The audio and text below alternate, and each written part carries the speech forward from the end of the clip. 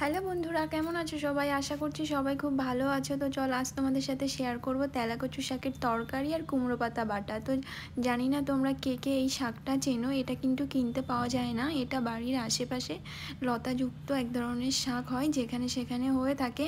তোমরা অনেকেই চিনবে, আবার অনেকেই হয়তো বা চিনবে না। এটা কিন্তু খেতে কিন্তু খুব ভালো লাগে। তো চলো, এখানে আমি আজকে চিংড়ি মাছ আর আলু দিয়ে তেলাকচু শাকটা বানাবো। তো এখানে আমি কড়াইতে তেল দিয়ে দিয়েছি আর দিয়ে দিয়েছি জিরে ফোড়ন। তারপর আমি চিংড়ি মাছটা হালকা ভেজে এখানে আলু দিয়ে দিয়েছি। এখন আলু দিয়ে একটু লবণ আর হলুদ দিয়ে খুব ভালো করে নেড়েচেড়ে নেব।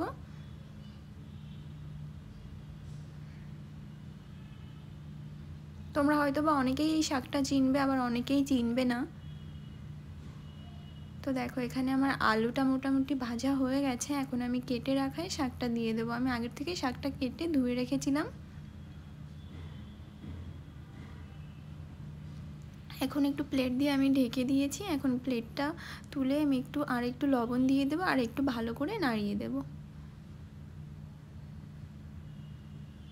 আর এখানে আমি দিয়ে দিচ্ছি লঙ্কা বাটা।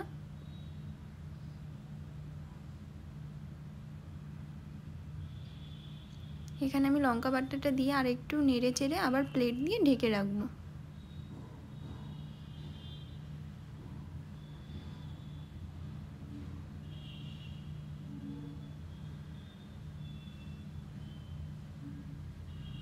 মোটামুটি শাকটা ভাজা হয়ে গেছে। এখন আমি এখানে জল দিয়ে দেব।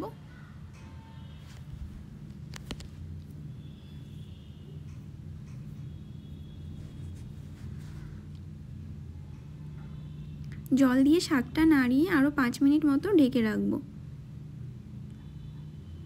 দেখো, তরকারিটা প্রায় হয়ে এসেছে।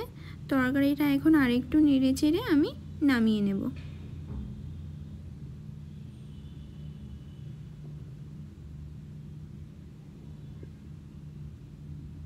তরকারিটা হয়ে গেছে। তরকারিটা আমি এখন নামিয়ে নিচ্ছি। তরকারিটা নামিয়ে নিয়ে এখন আমি কুমড়ো শাক বাটা করব, সেটাও তোমাদের সাথে শেয়ার করব।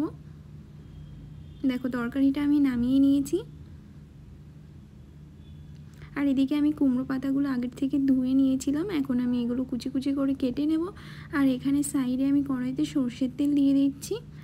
সর্ষের তেলে দিয়ে দিয়েছি কালো জিরে ফোড়ন। কালো জিরেটা একটু নাড়িয়ে এখানে আমি দিয়ে দেব চিংড়ি মাছ। চিংড়ি মাছটা একটু নেড়ে চেড়ে এখানে আমি দিয়ে দেবো একটু লবণ আর হলুদ। আর এখানে আমি কাঁচা লঙ্কা আর রসুন দিয়ে দিচ্ছি।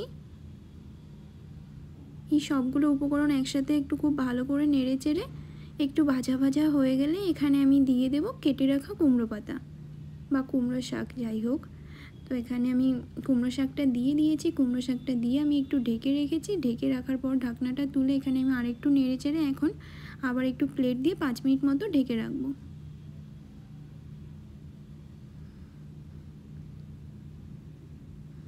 তো এদিকে আমার শাকটা ভাজা হয়ে গেছে। এখন শাকটা আমি নামিয়ে নেব।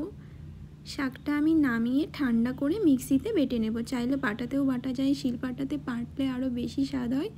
বাট শিলপাটাতে আর বাটছি না, আমি এটা মিক্সিতেই বেটে নেব। আর এইদিকে দেখো, আমি গুছিয়ে নিয়েছি প্লেটটা। এখানে আমি কুমড়ো পাতা বাটা, মুগ ডাল, স্যালাড আর যেটা তেলাকচু শাকটা আমি আলু দিয়ে চিংড়ি মাছ দিয়ে রান্না করেছি সেটা, সাথে নিয়ে নিয়েছি একটু চিংড়ি মাছ ভাজা।